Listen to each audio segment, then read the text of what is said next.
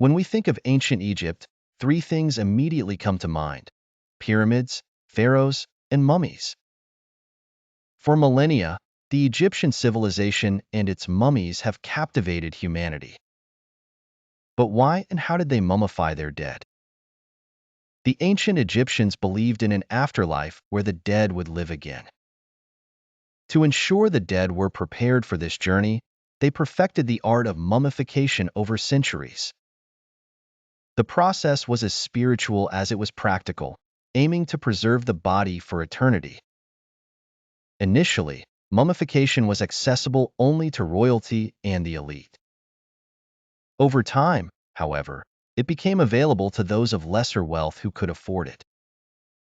The method involved several steps. First, the body was washed and purified. Then, the internal organs, except for the heart, were removed and stored in canopic jars. The heart was left in the body because it was considered the seat of intelligence and emotion. Next, the hollow body was filled with natron, a type of natural salt, to dry it out and prevent decay. This took about 40 days. After drying, the body was washed again and wrapped in linens soaked in resin. Amulets were placed between the layers of linen to protect the deceased in the afterlife. In the veiled desert sands of ancient Egypt, the concept of death carried an air of transcendent significance. For the Egyptians, death was a delicate threshold, a passage not to cessation, but to an elaborate continuation of life beyond the physical. It was both an end and a beginning, where the temporal existence merged and morphed into the eternal. This profound belief was the sacred nucleus around which much of their culture revolved.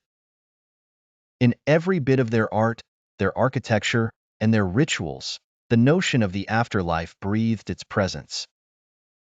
Living a righteous life was paramount, but in equal measure was the meticulous preparation for one's departure from the earthly realm. Mummification, pyramids, hieroglyphic inscriptions, and elaborate tomb constructions weren't merely grandiose displays of earthly wealth and power. They were sacred, meticulously planned steps in ensuring a safe and prosperous journey into the afterlife. The journey after death was laden with trials and pathways that led to the realm of Osiris, the god of the afterlife. The heart would be weighed against the feather of Maat, the goddess of truth and justice, in a divine balance that would determine one's destiny. A heart lighter than the feather signified a life lived in accordance with Maat's principles, paving the way to a blissful eternal existence. A heart weighed down with wrongdoings condemned one to an afterlife devoid of peace, swallowed by the fearsome creature, Ammit. Thus, Egyptians devoted their lives not just to the pursuit of knowledge, harmony, and societal duties, but also to the sacred and elaborate rituals that prepared them for the great beyond. They filled their tombs with objects, scriptures, and spells from the Book of the Dead, a guidebook for the deceased. Each aspect of their preparation underscored the monumental importance of death and the permanence of the soul. The earthly life, with its fleeting nature, was but a prelude to a grander narrative of the soul's immortal voyage, a journey meticulously painted in the sands of time by the hands of the ancients. The Egyptian view of death, thus, was not an end but an intricate embrace of immortality, a sacred pilgrimage that transcended the mundane and reached into the recesses of eternity. Preparing for death was a meticulous and lengthy process that began long before a person's actual demise. The Egyptians invested significant time and resources in their burials, which included acquiring funerary items, ordering sarcophagi, and building elaborate tombs. The funerary items ranged from personal belongings to treasured objects like jewelry and amulets, all carefully chosen to be used in the afterlife. Tombs, often more elaborate than the homes of the living, were constructed with great care and detail, serving as eternal dwellings for the deceased. The care that went into these preparations reflected their belief in the afterlife, a realm where the soul would need all the comforts and protections afforded in life. The more opulent the offerings and the grander the tomb, the more favorable the afterlife was presumed to be. Rituals, prayers, and various stages of mummification were all part of ensuring the deceased could navigate the afterworld successfully. From the crafting of their distinctive golden masks to the intricate carvings on the walls that depicted their journey, every aspect was a testament to their reverence for life beyond death. Families would often start these preparations early in life, amassing wealth and sacred objects over decades. To the Egyptians, death was not an end but a transition to another existence where they would continue to need the physical manifestations of their lives. Thus, the diligence in preparing for this journey was seen as both a reflection of their devotion and a practical necessity for the continuation of their soul in the afterlife. The Book of the Dead, the Egyptians' morality and actions during life were crucial, as they believed these would be judged in the afterlife. The Book of the Dead, a guide to the afterlife, provided formulas and instructions to ensure a safe transition and a favorable afterlife. This belief system and the associated mummification rituals have their roots in the myth of the god Osiris, the first mummy, whose story provided the mythological and religious foundation for all subsequent mummies. Within the hushed sanctum of the Ibu, the embalming house, the air carried the weight of both solemnity and reverence. This sacred enclave, dimly lit by flickering oil lamps, was cloaked in the scent of myrrh and frankincense.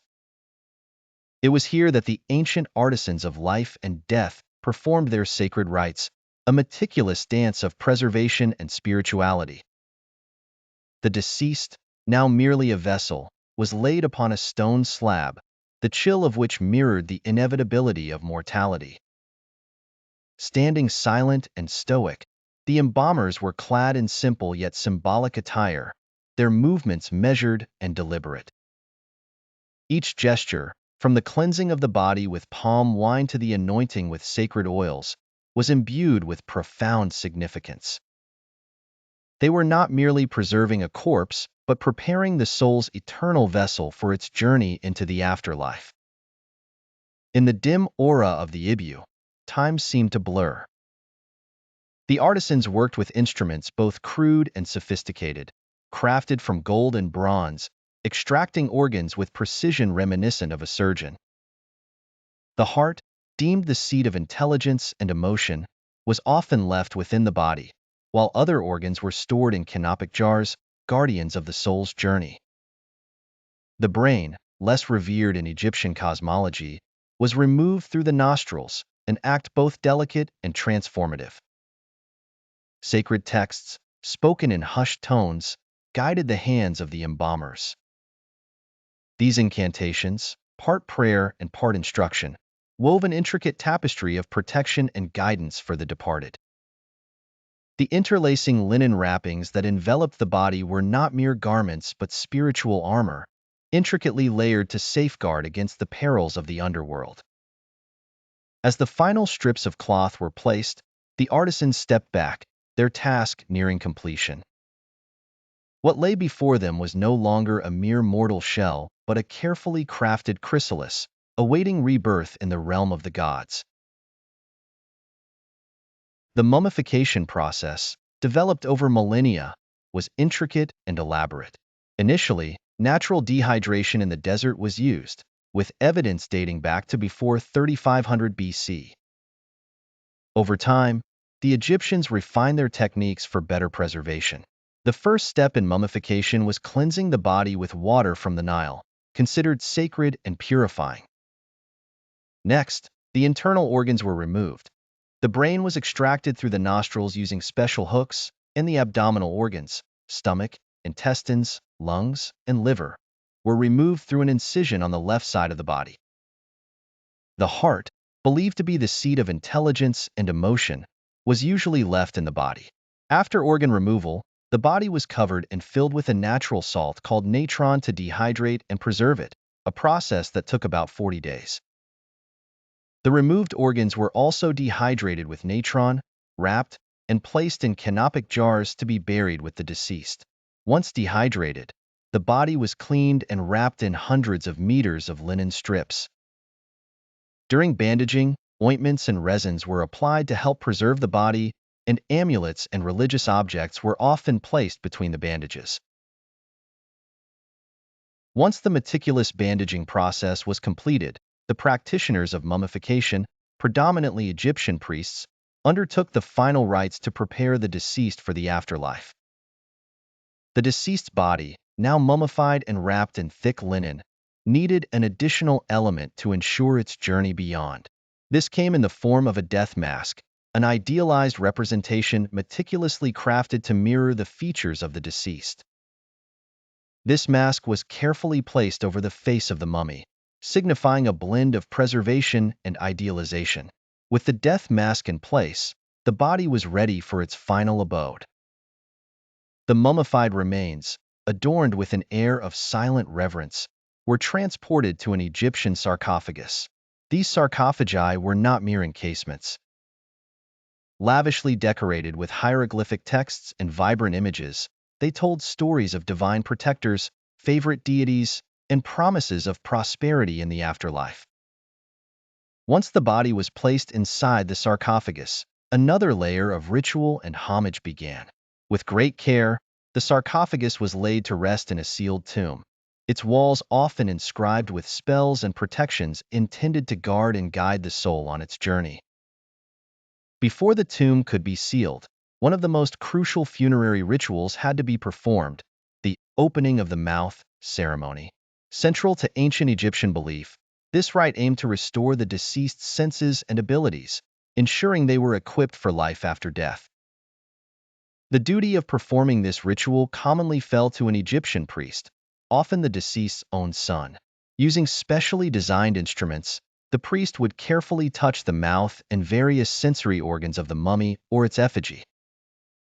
Each touch was symbolic, aiming to restore the ability to speak, breathe, and consume sustenance. This ritual was profound, bridging the gap between the realms of the living and the dead.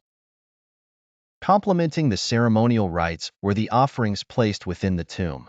An array of food items, precious goods, and everyday essentials were carefully arranged around the sarcophagus.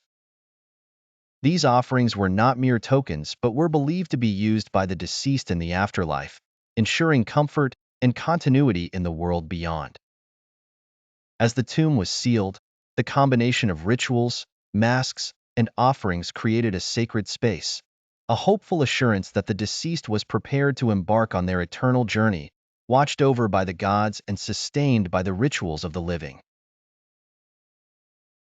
Ancient Egyptian tombs were elaborate constructions designed to serve as eternal dwellings for the deceased, particularly for pharaohs and nobles. Far more intricate than the homes of the living, these tombs were imbued with profound meaning and were often constructed long before the individual's death. The process following death was equally elaborate. Nobles received grand funerals brimming with honors and complex rituals, which usually took place 70 days after their demise, the time required for the meticulous mummification process. These sacred tombs were typically situated on the west bank of the Nile River, across from the bustling cities of the living. The West held special significance, being associated with the underworld in Egyptian mythology. Inside these tombs, a world of mysticism unfolded. Chambers and corridors were decorated with intricate hieroglyphics and artful scenes from the deceased's life, interwoven with sacred religious texts. These depictions often illustrated activities in the afterlife and included magical formulas intended to assist the soul's journey beyond death. In essence, these tombs were not mere resting places but carefully constructed passageways to the eternal life, offering a bridge between the temporal existence and the enigmatic realm of the gods. In the mystic land where the sun sets in the west and rises anew in splendid glory, the Egyptians wove their fabric of the afterlife. Souls brushed against the veil of death, hoping to awaken in a realm that mirrored their earthly existence yet transcended it in ways unimaginable. They believed that to journey through the labyrinth of eternity, they must carry relics imbued with profound significance. Hence, the tombs stood not just as resting places but as portals to a realm beyond sight. When a pharaoh or a revered individual embraced the final sleep, their voyage did not end. Within the tomb's sacred chambers, artisans and priests meticulously placed treasures meant to serve them beyond the mortal realm. Glinting jewelry adorned with scarabs and lapis lazuli lay nestled beside intricately carved furniture that awaited to cradle their spirit. Vessels brimming with wheat and wine ensured they would never hunger or thirst. Ushabti figures, bearing tools and miniature implements, stood ready to till fields or prepare feasts, thus relieving the departed from toil. But the treasures were not merely physical. Amulets carved with symbols and effigies of deities exuded an aura of divine protection. These potent charms guarded the soul from malevolent entities and chaotic forces that lurked in the shadows of the afterlife. Statuettes of gods formed a celestial court within the tomb, each figure a sentinel watching over the sacred repose. The most profound narratives of protection and guidance were inscribed on papyrus scrolls. The Book of the Dead, as it came to be known, was more than a collection of spells. It was a map guiding the soul through trials, past demons and gates guarded by fierce creatures, towards the eternal embrace of Osiris. As the last relic found its place and the incantations were spoken, the tomb was sealed. The Egyptians believed that the dead would need material objects in the afterlife, including furniture, jewelry, food, clothing, and household items. These objects were often of immense value. Tiny figures called ushabtis were placed in the tombs, believed to serve the deceased in the afterlife by performing physical tasks. Amulets, statuettes of gods, and magical texts were added to protect the deceased from dangers in the netherworld. Some were buried with versions of the Book of the Dead, a set of spells that guided and protected the soul in the afterlife. Once the body and possessions were inside, the tomb was sealed, and final burial rites were performed to ensure safe passage to the afterlife. The Egyptians believed that a human being comprised several parts: the body, the ka, life force, the ba, personality, the name, the shadow, and the ak, the immortal form. Death was seen as a temporary transition where these parts separated. Mummification was essential as the ka was believed to return to the body after death, meaning preserving the body was crucial for the ka's survival. After death, the ba and ka would reunite to form the ak. To achieve this, the deceased had to undertake a perilous journey to the afterlife, facing challenges and monsters. In the silent hall of Maat, Anubis stood by the massive scales, his canine face stern and unyielding. The air was thick with the essence of eternity, giving the impression that time itself had halted to bear witness. Before the god of the underworld, Osiris, stood the soul of Neferu, a scribe who had devoted his earthly life to pursuing wisdom and truth. Now, in death, his heart would tell its own story. Osiris' eyes, glowing with the depth of the cosmos, regarded Neferu with an impassive, ancient wisdom. As mortals await judgment, keeping their breath, the scales loomed large, casting long shadows on the chamber's ornate walls.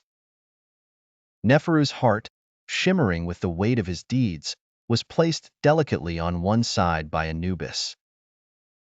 On the other, the feather of Maat rested, a symbol of absolute truth and justice. Silence enveloped the hall as Neferu watched his heart tilt the balance, each moment stretching into an eternity. His life flashed before his eyes. Every act of kindness, every moment of selfishness, his diligent service to Pharaoh, his hidden misdeeds. For a heartbeat, he felt the crushing weight of his mortal transgressions.